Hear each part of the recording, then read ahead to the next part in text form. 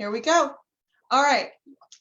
I don't know if you don't, I don't think I told you what the topic is today. Well, you can make the screen bigger. And then also, I need to, there we go. I'm good. You're good now? Let's rock. Okay. All right. So guess what the topic is? Oh, I guess you can't guess because it could be anywhere. It could be anything, huh?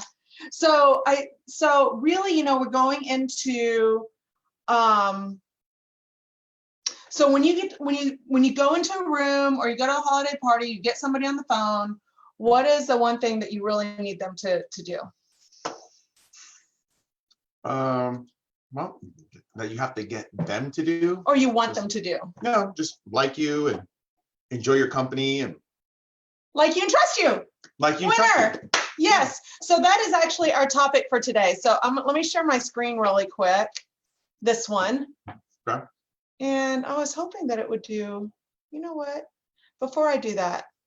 But I want to tell you, so what I did is I kind of looked into this guy really quick and I really liked it because I was like, who do people not really like? Hard-ass people maybe who are not kind or maybe don't smile. I'm just thinking of things that just pop up. Yep. You don't smile, not necessarily kind, maybe cut people off, abrupt, brass.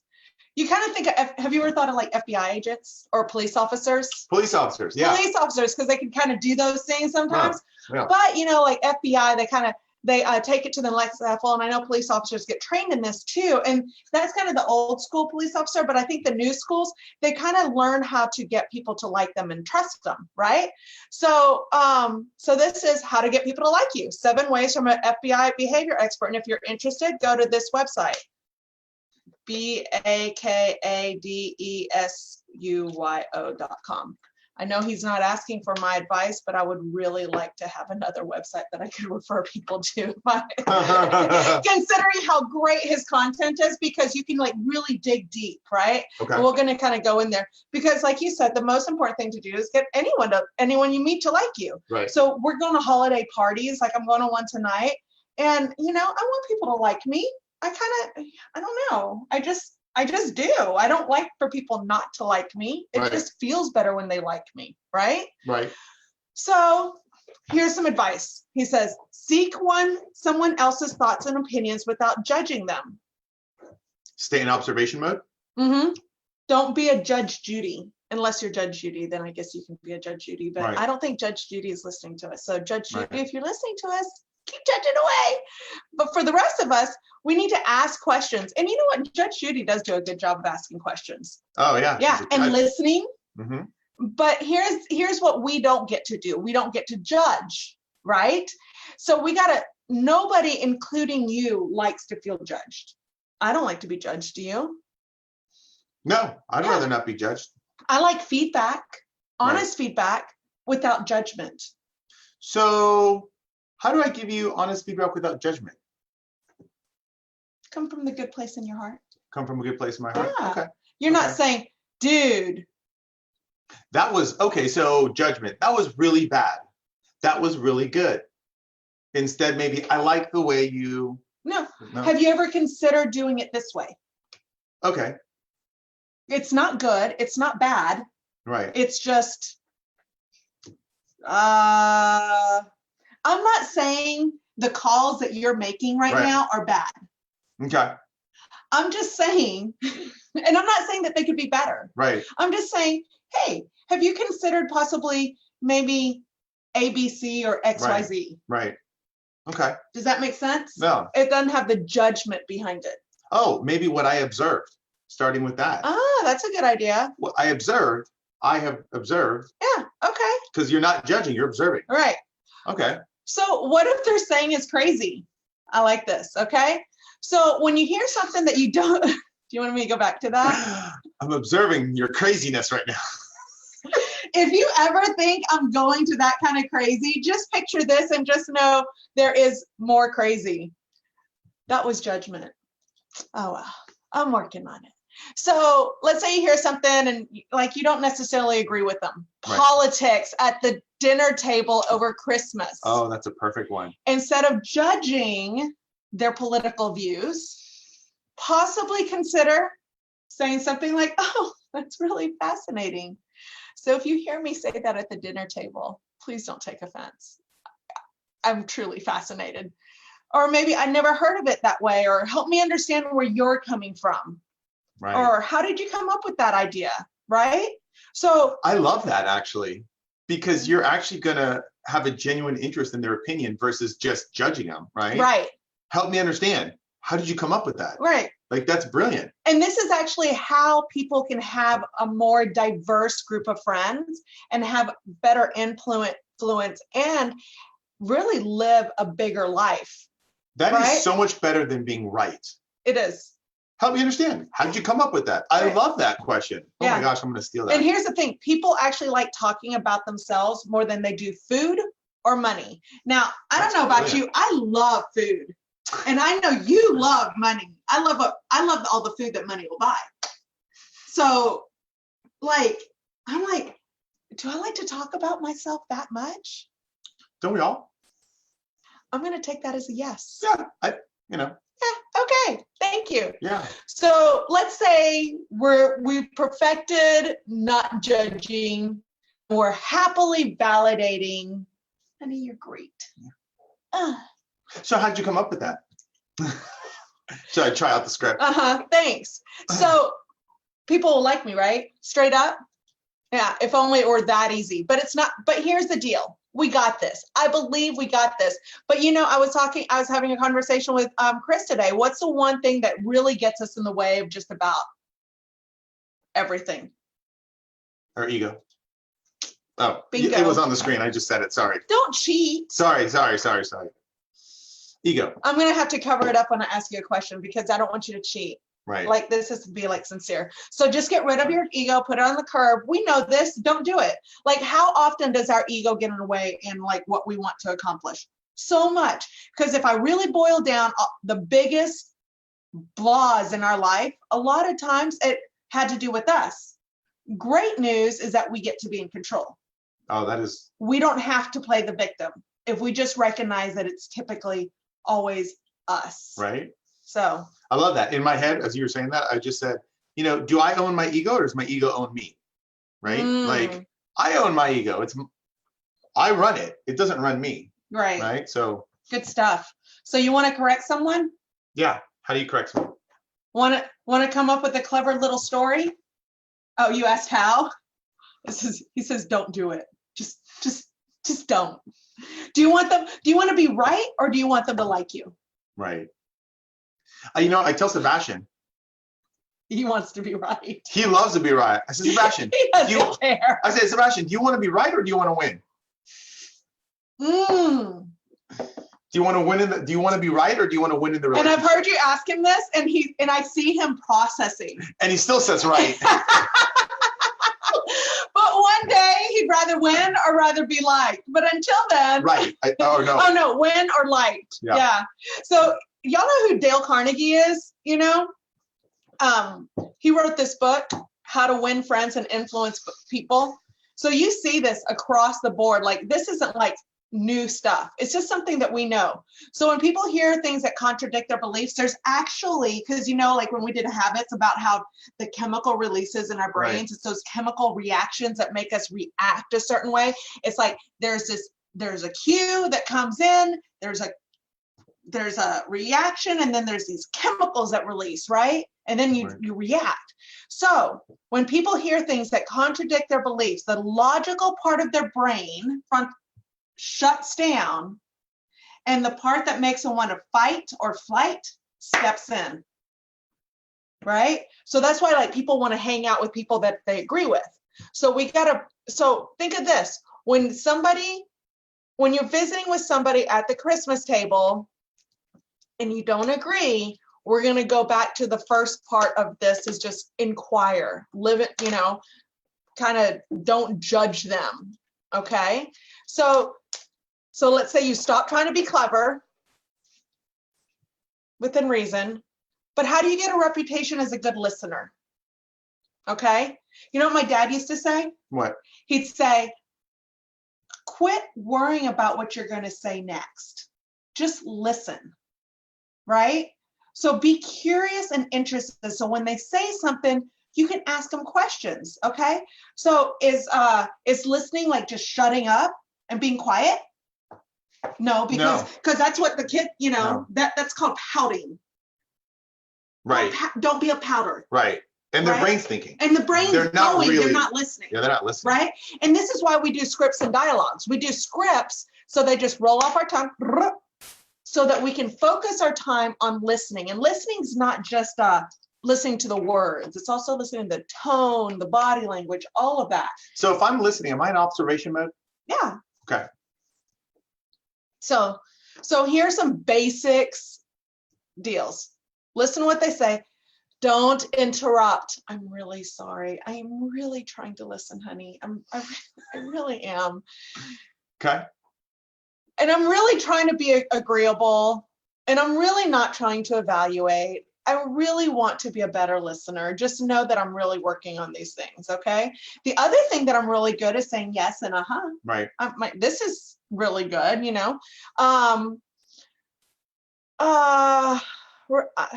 Okay, but so I'm watching this, right? Uh-huh. And I'm thinking, okay, don't interrupt, Mm-hmm. don't disagree, and evaluate. Uh-huh. So you're staying in this observation mode. Yes. Of just paying attention to what they're saying Uh-huh. and trying to grasp the concept of where they're going Right. with this. And then it says, show that you've been paying attention and then move the discussion. Ask questions to move the discussion forward. Right. So, you do want to give not necessarily your opinion, but you do want to have input, right? You want to have input. Do you want to be liked or not? This is about being liked. I know, but this is about getting your way. Right. So Sasha, but don't you have to give and take in the conversation a little bit? A little bit, but the focus is on them, not you. Right. The focus isn't on what we want to say. I gotcha. It's about moving their conversation forward. Ask them questions. And here's the deal. Some people, you don't want to talk about what they're having to say. They are talking about something that you really just don't care about. I don't really care that much about the molecules that are in my pool. I understand you're really interested. So I may ask some other questions to lead the conversation to where I want it to go. Love it. Okay. But here's some good questions to ask. The best questions to ask people to direct them, because here's the deal. Everybody's got struggles. That's the easiest thing for people to do. People like to complain. I struggle with this because I struggle with listening to people complaining. Yes. I agree. I understand. I'm working on it. One of the reasons I struggle with this is because I want to help and I want to fix it. And you can't. Not everybody wants to be fixed. Sometimes they just want to be complaining. I gotta let it go. Yeah. So ask about their challenges. If I just want to make friends, right? What kind of challenges do you have at work this week? What kind of challenges do you have selling in your part of the country? What challenges do you have in real estate? What, production goals, financial goals, setting goals. Here's a good one. Tell me your story. We use this a lot because when we first have that conversation with a new agent, one of the very first questions we ask them is, tell me about you. Yeah. And it sets them back a little bit because most people aren't interested. We truly are interested in learning about them, right? Because this is how we find out where we align. We also ask for advice. That's a good one. It's one of the most powerful ways to influence people. It's more powerful than pressuring them or trading favors. Mm-hmm. But there's a catch. You can't fake it. You have to be sincere. You have to sincerely want their advice. Right. How would it feel if I came to you and asked you for your advice, but it didn't feel sincere?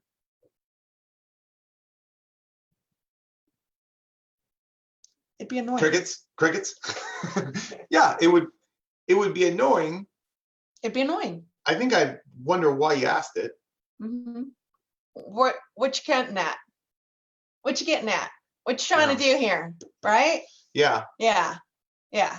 They could ask, I would probably You can be ask, sincere. if I wanted your advice because I was mulling something over, I would ask for your advice, but I would use the word, I want your perspective on this. Okay. Because I don't necessarily want the advice. I want your perspective because I have a perspective and I want to trade and compare and contrast. But this isn't about you.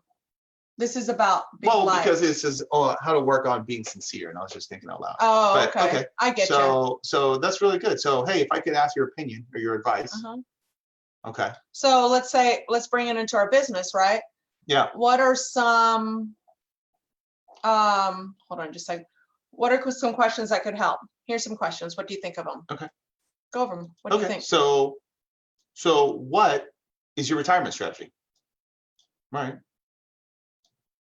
How are you growing your business? What lead sources are you finding the best? I like this one why do you choose to live in downtown McKinney? Oh, wow. That's a good one. Why'd you buy in that subdivision? Right? Oh, so tell me, what's the best exit strategy for retiring out of real estate? That's a good one. We use that one. Oh, wow. That looks familiar, doesn't it? Yeah. So the reason you do this, it really helps people, it helps people kind of. Right. It's a nice conversation. Right. It's a nice conversation it's starter. Interesting. So how to make strangers feel at ease when there's not a clear crystal blue ocean and a cocktail around to give them. Get a cocktail. One of my favorite things to do when I was a bartender was just give them a drink. It's amazing. People just chill out. Give them a drink. That's all you got to do. Go find one. Okay. So you think at the very beginning of your script or at your pop buys. Okay. Right? What do? You just tell them you have a minute. You leave your car on your pop by, you leave your car run. It puts people at ease. Like they don't have to entertain you. Okay. They don't have to clean their house all of a sudden for you, right? Okay. They don't have to stop what they're doing and restart in 100 hours, right? I only have a minute. Okay. Right? That's nice. That's comforting. It is. So you're one of the questions that people ask often is now a good time? Now, if you're going to ask that question, you better be ready for the results. You talk to a high D, we might say, well, actually, no, what is it? Right? No, not now. No, what is it? Right? But still, they get in, right? To go quick. So, but for most people, they're wanting to be helpful. So they're more willing to listen to your request, right? Because here's the deal. People really do want to help, but they don't want to be trapped thinking that they're going to be talking to you forever. Okay. This really applies when you're talking to strangers, like at a party. Right. Think you're sitting at a bar. Well, this is probably not for you. You ladies, you're sitting at a bar and some guy comes sitting next to you and he's like, hey, can I buy you a drink? And you're thinking, I'm feeling trapped. I can buy my own drink. I don't need you to buy me a drink. Is this guy a weirdo? All these things are going through your head. Mm-hmm. And this guy is like, thought to buy you a drink, have a conversation. Right. Right? So, only got a minute. So if you were the guy, what would you? Hey, do you have a minute? I want to buy you one drink in 1 minute. Mm-hmm. No, that's not. Honey, you don't need to know how that works. I'm just saying. I mean, why do you need to know how this works? I guess I don't need to know how it works. I was just curious because we were on that. No, you don't need to know how this works. I was trying to ask a question and stay in observation mode, but that probably wasn't the right time. Okay, moving on. Lovely. All right. Okay. Why do people come off as untrustworthy? Bruce Hill was talking about this the other day. He says, because your actions have to align with your words, your body, everything has to be congruent. Everything has to be in alignment. Because he's taking this big Tony Robbins class about this. Okay. So a lot of times, our words say this, but our body says that. Right. What's that song? Your words tell me no, but your body tell me. Oh no, she went there. My mind's telling me no, but my body's telling me yeah. Baby, I don't want to hurt nobody. R. Kelly. I know that guy. And here's the thing: I don't listen to what's his R. name? Kelly. I just know that song because he sings it so much. I don't see nothing wrong. Okay, let's move on. Moving on. Come on. So think about your body language and your facial expressions. What is that going through, right? So my words and my physiology have to match. So let's talk body language. Okay. Language. Your words should be positive, free of ego and judgment. We covered all that. And your body language, aka nonverbals, need to match. Okay. Here's some quick tips. You ready? Smile. Okay. Keep your chin down. Because nobody wants you to look down your nose, right? And plus, I don't want to look up your nostril. Okay, so keep my chin down. Instead of like being square, like kind of keep your body at an angle. You know, all those supermodels are all like less intimidating. Hey, listen, not so. All this time I thought it was to make you look thinner. No, it makes you look And instead of like you're like holding your hands like this, come out with the palms up. You know, be ready to receive. Oh, palms up. You know, like in church, you know, you see the people going. They're ready to receive, right? And so better than coming at you like this. Yeah. So it's like, hey. You know, so when you talk, like palms up, right? High eyebrow. So hold on a second. Chin down. High eyebrow. Smile. Hi. Okay, cool. I like this. Keep going, honey. Anything going up and elevating is open and comforting. Anything going? Yeah, but this is not oh my goodness! Come on, honey, keep it up. Keep it up. Here we go. Maybe I should keep it up. Please stop. All right. Please stop. All right, keep going. I don't know that I can. This is the Bettina Show. I'm just on it. Come on now.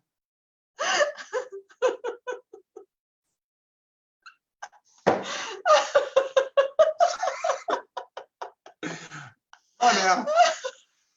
Stop it. Just keep going. Oh my goodness. I hope this is one of those moments where she's laughing so much and you don't know what to do, so you just start laughing there with her.